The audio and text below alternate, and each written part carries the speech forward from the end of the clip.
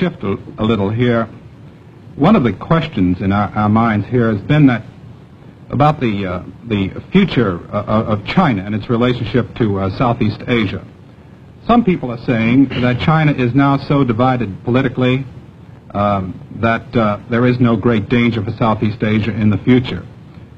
Speaking as a Chinese who understands China, can you make an estimate or a guess as to the future of China? Do you think in the near future it will become again a unified country, a strongly unified country that might represent some kind of a danger to Southeast Asia? First of all, I can't speak as a Chinese because I am a Singaporean. I'm of Chinese ethnic stock, and I think this is crucial. I mean, if you ask me to speak as a Chinese... As an ethnic Chinese. Yeah, well, you know, the Chinese People's Republic in Peking will be...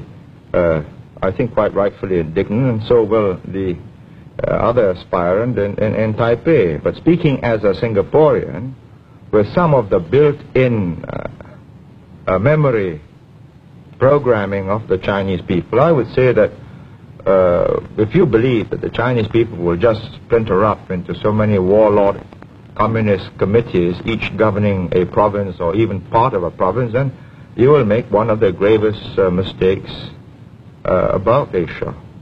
I think I've traveled around the world often, and you know, people don't know that I come from Singapore, and they treat me as a Chinese or as a Chinaman in the old days, as they used to call them.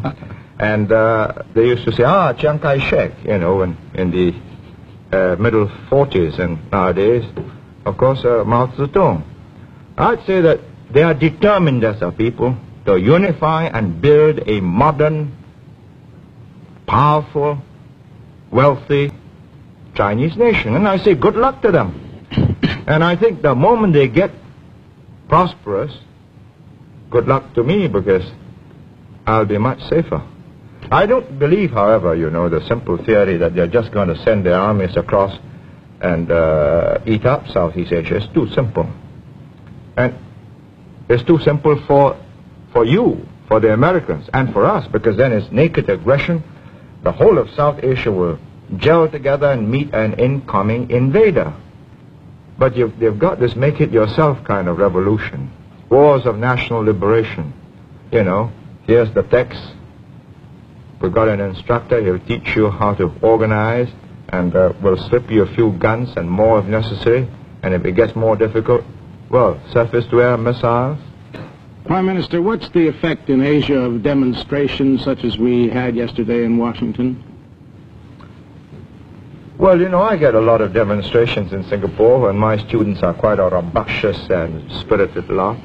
And I think they ought to be, otherwise I think there's very little future for Singapore. It's a young community, and the young must be idealistic. The young must believe that the world should be more just, and there should be more moral rectitude in the behavior of their leaders, and they protest often in more than just a peaceful manner, because the communists slip into my demonstrations, and you know, windows got broken so often, and cars get overturned. But at the end of the day, I think decisions have got to be made by adults, not teenagers.